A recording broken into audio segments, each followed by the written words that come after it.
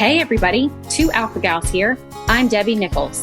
And I'm Candace Mathis, and you're listening to In the Tall Grass, where we're sharing stories of reinvention, resilience, and rediscovering joy. Whether it's facing Alpha Gal syndrome or any other redefining chapter of life, we all have to learn how to navigate the journey through the tall grass. So here we go. Hey everybody. So we're doing something a little bit different today, and we could not be more excited about it.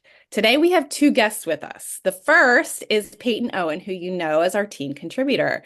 Peyton is living with Alpha Gal syndrome and has been helping us by offering a different perspective that Candace and I don't always have, being the age that we are.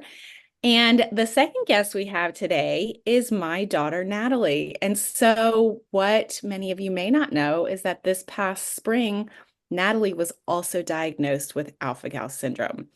So in order to welcome her to this crazy club of Alpha Gal, we thought it might be fun for Peyton to interview her since they're both young adults living with Alpha Gal syndrome. So today we are handing the reins over to Peyton and Natalie, thank you so much for being here. It's all you now.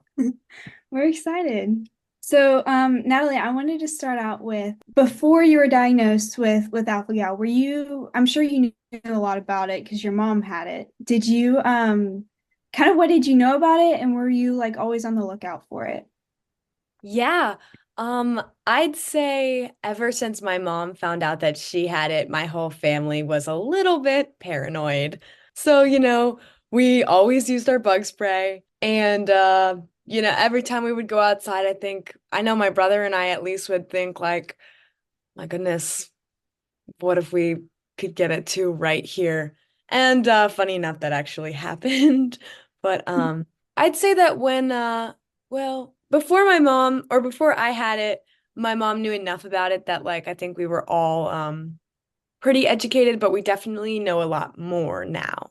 Yeah, I feel like as you get it and as you progress with it and as you know people around you who have it, you just learn a lot more. And I feel like how's your mom also having it helped you cope with it as well? I'm sure it has, but yeah. Oh yes, definitely 100%. If I was in this alone, I would not be making it through with a smile. Yeah.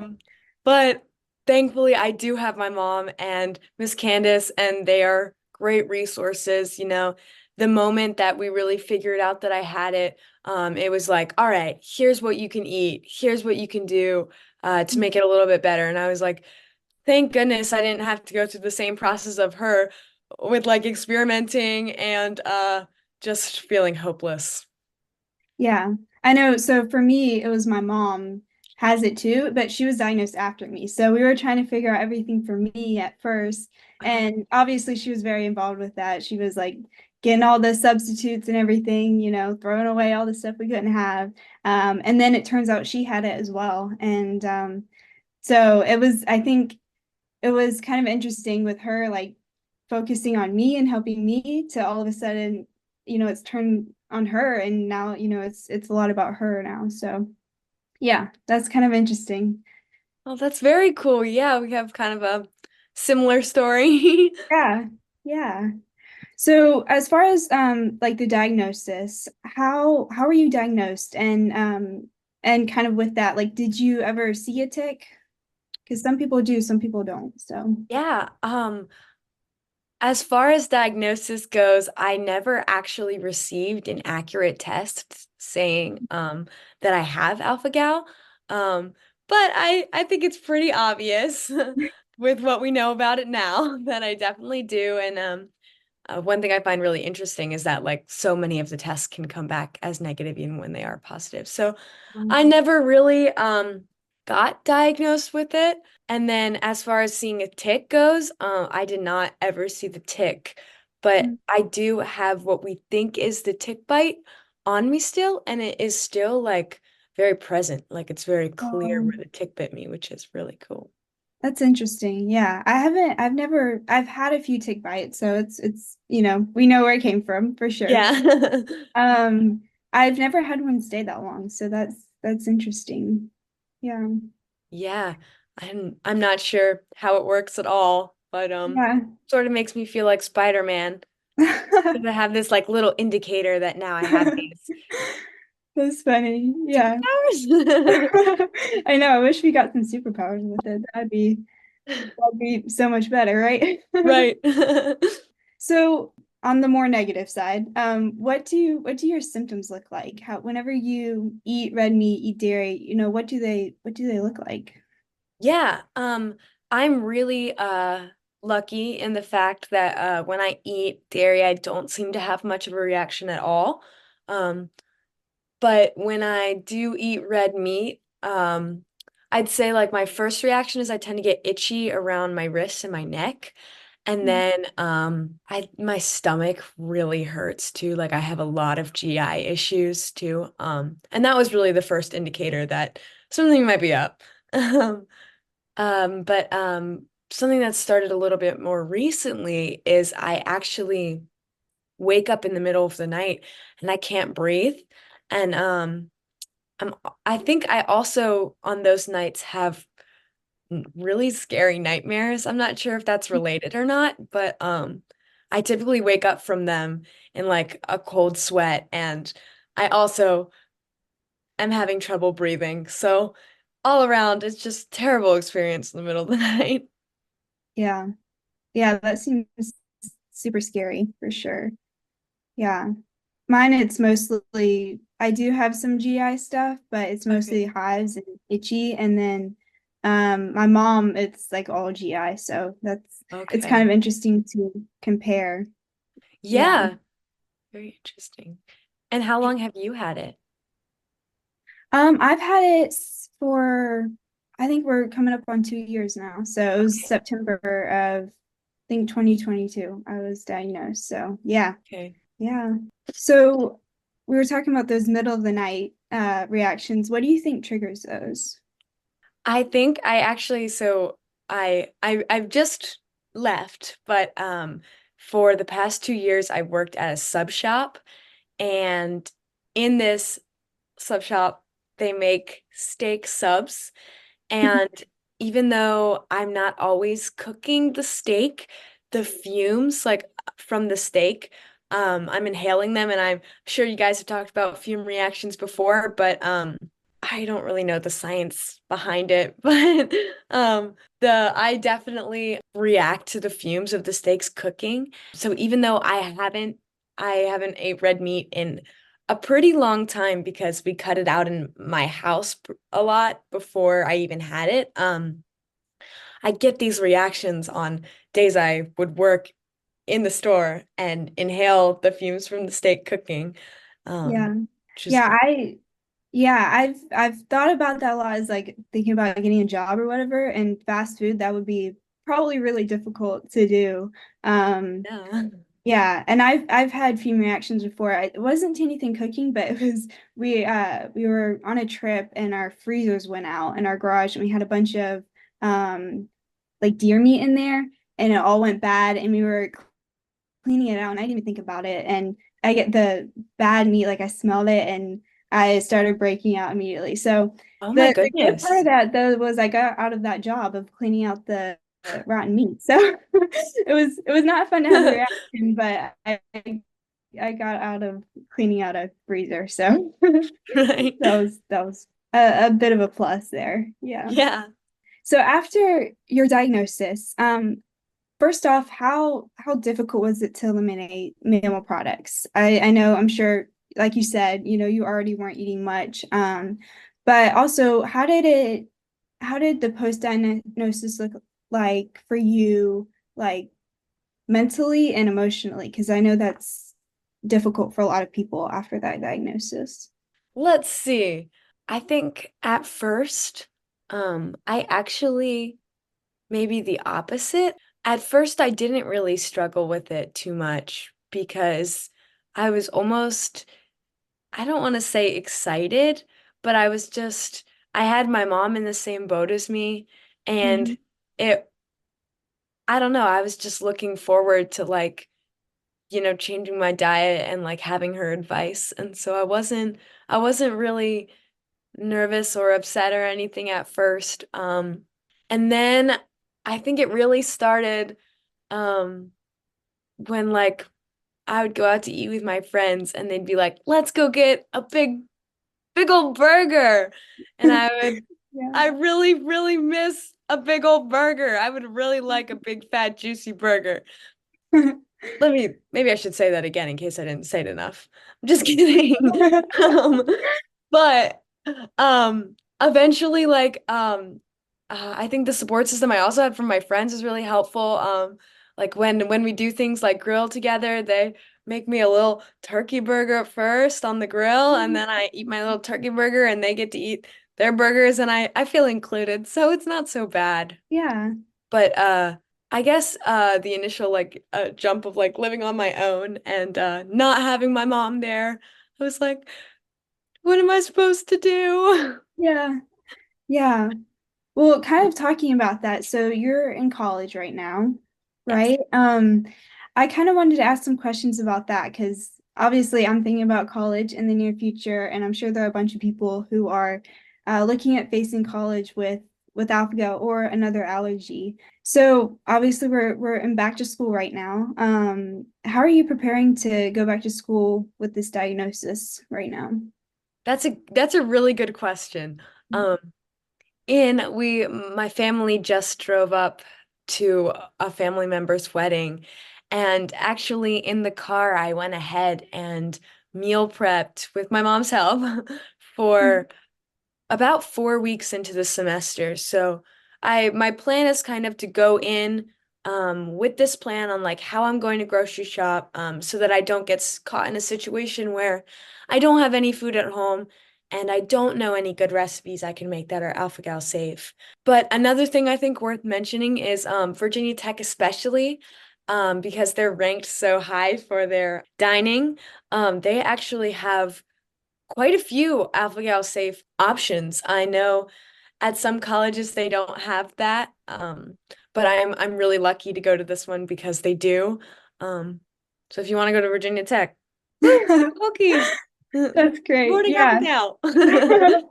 I've been looking at a bunch of schools, mostly out west, and I kind of looked Okay. at, I forget what it was called, but it was like a rating of how well they handle allergies. And the schools I've looked at were like terrible on it. I was like, and Oh I like loved the school. So if I go there, I'm gonna have to figure something out. But yeah, no. I think that's also something good to be looking at as I'm looking at colleges, another factor to add in. So yeah, Definitely, yeah. interesting. I Okay. love talking to other people who have this as well. It makes me feel so included, like I'm in the gang. That sounds good. Okay. So what how are your like relationships with your friends in college and outside of college? And how do they react to your allergy? Honestly, I would say that pretty much everyone in my life right now is very supportive. Um, Obviously, I have my family, and they're all very alpha gal supportive over there, I would hope. And then most of my friends by now, they understand kind of like a basic level of alpha gal, and they're like super happy to like pick to go somewhere where I have an option to eat and like just be conscious of like what they're cooking in their apartment when I'm coming over and things like that. Um, so thankfully, pretty much everyone has been really supportive, which is really cool. I'm really grateful and appreciative of them for that. And I'm sure you'll experience the same thing in college that all these new friends are Yeah. just so intrigued and they want to help out where they can.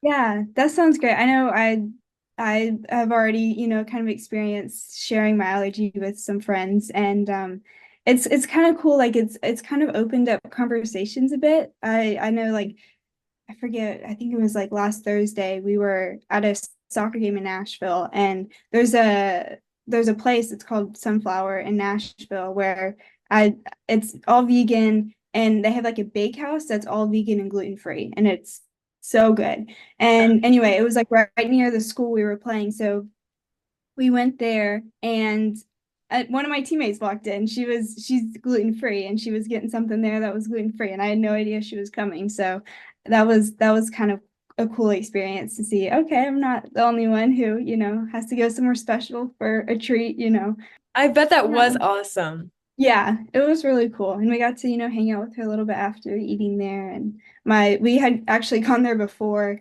the game and gotten food. And then we went there after, and my sister wanted another burger and stuff because she eats so much. But yeah. So another question I had was, this is kind of a open question. There are so many different answers that could be, your answer, whatever, and you could say so many things. What would make this journey easier for you right now? Ooh, that is a good question. I think what would make this journey easier for me and probably everyone else who has alpha-gal would be labeled packages, which thankfully enough seems like it's on its way. Yeah. But I think that would really make grocery shopping easier because as fun as it is to pick up everything I pick up and read all the ingredients, it's not. And it would be really awesome if there was a marker that said that it was alpha-gal's name.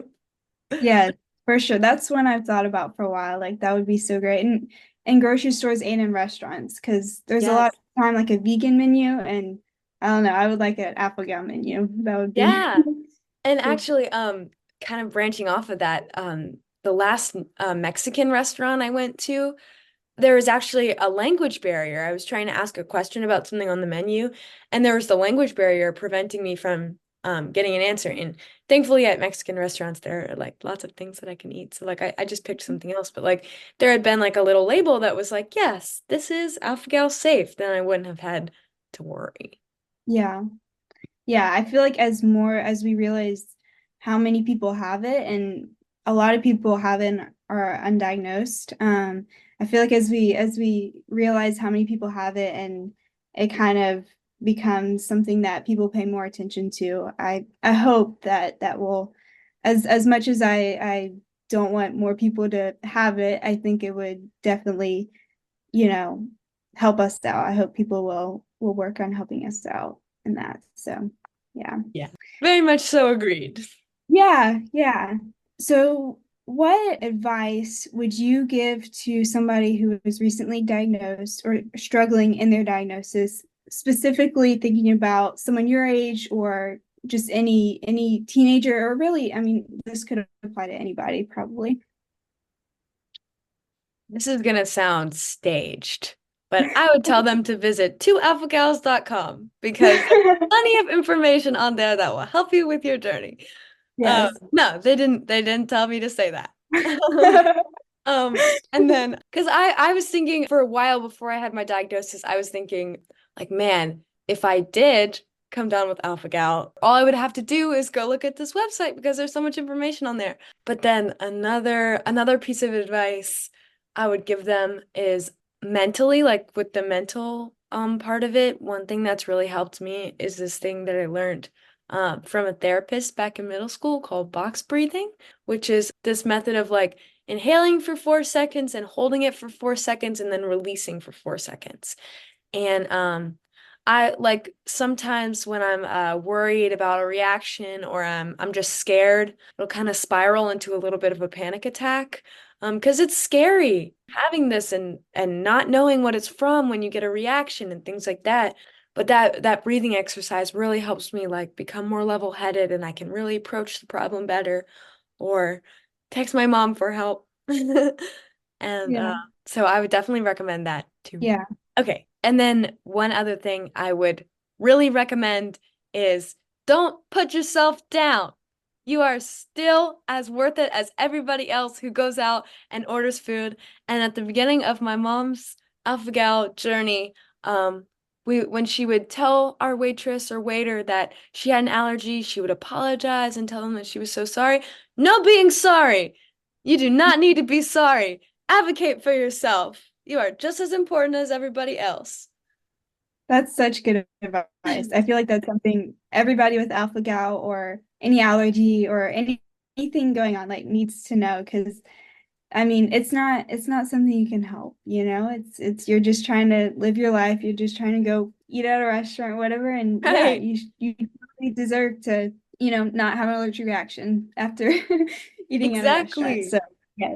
No one deserves Yes. Right. Yeah, of course. All right. So I have one more question for you, and this is the most important question. So, is there a song, and I can tell you like music, Oh, from yeah. your background. Yeah. Is there a song in this moment or for all time that just brings you joy? I would have to say that the song that brings me the most joy has got to be The Lion Sleeps Tonight. Oh, Because every time that song comes on, it brings me out of my funk and I just want to sing along. And it's just, I think it's got a really serious meaning, but it's actually like, I mean, I think it's kind of goofy. yeah. So I like it a lot. That's awesome. Yeah, that's a great one. Thank Well, you. thank you so much. Yeah, thank Yeah, you so thank much for you. being on here. Thank you for willing to do this with me. I had a great time doing this. Me too. It was so great to meet you. I know. It's great to meet somebody who's like similar to my age and kind of going through similar things. There was a lot of things I could relate to with you, and I hope other people will be able to relate to us in those ways as well. So, Yeah. Peyton, Natalie, this was amazing. Awesome. To sit and just listen and take all of this in. This conversation is going to be so impactful for the young people out there living with alpha-gal or food allergies, really all young people, right? Like no matter what age you are, I still feel like I'm young at heart. So thank you for getting a little uncomfortable, being vulnerable, sharing your experiences and your heart, and hope we can do it again soon. So until next time, everyone. yes, that sounds great. Thank you for joining us today on In the Tall Grass. Visit us at 2alphagals.com. That's TWO alphagals.com. Or you can find us on Instagram and Facebook at 2alphagals. If you enjoyed listening, please leave a review and help us grow this community. We're all faced with obstacles on our journey, whether it be food allergies or tick-borne diseases. You might outgrow the reactions, but you won't outgrow the person you become. Ticks suck, but life doesn't have to.